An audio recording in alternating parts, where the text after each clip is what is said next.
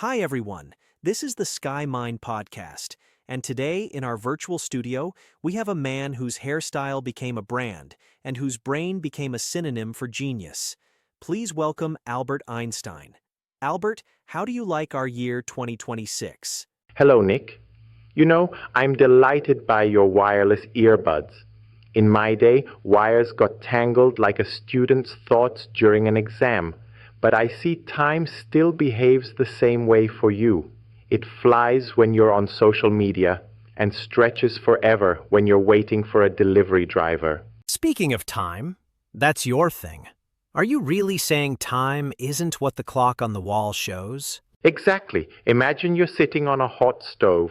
1 minute feels like an hour. But if you're sitting with a beautiful woman, an hour feels like a minute. That's subjective. But physics goes further. If you move very fast, almost at the speed of light, your clock will tick more slowly than the clock of someone lounging on the couch. So if I want to stay young forever, I just need to keep running somewhere all the time? In theory, yes, but I'm afraid your sneakers will burn up from friction with the atmosphere long before you save even a second of youth. All right, let's get serious. Why can't we accelerate faster than light?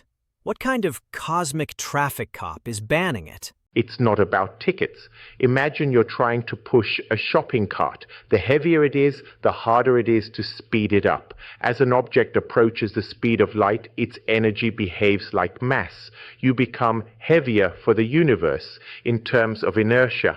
To reach the speed of light, you would need infinite energy. And infinity is a lot, even for my tobacco budget. Is that where your famous formula E=mc² comes from? Precisely. It says energy and mass are just two forms of the same thing.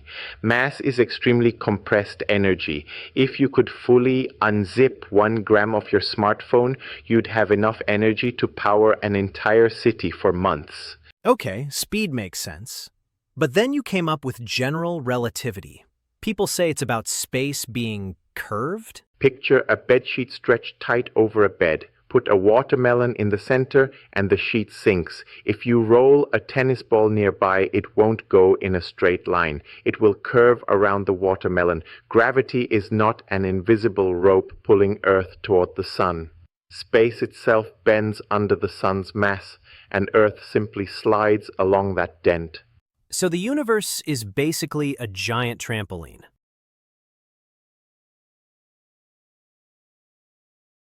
A grand comparison, yes, and light follows this rule too. Light travels in a straight line, but if space is curved, light will bend. We call that gravitational lensing. It's like looking at stars through the bottom of a Coke bottle.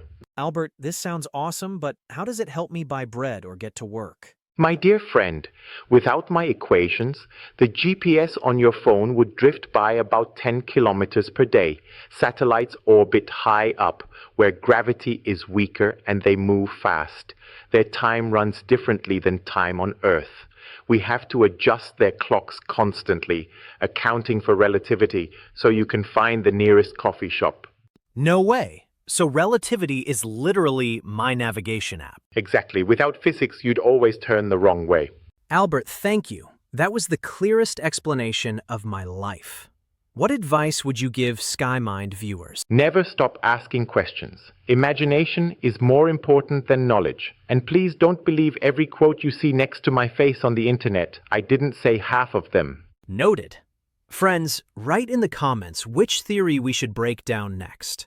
And remember, everything in the world is relative. Accept your subscription to SkyMind. Ladies and gentlemen, our age is proud of the progress it has made in man's intellectual development. The search and striving for truth and knowledge is one of the highest of man's qualities. Though often the pride is most loudly voiced by those who strive the least. And certainly, we should take care not to make the intellect our goal. It has, of course, powerful muscles, but no personality. It cannot lead, it can only serve. and it is not fastidious in its choice of a leader.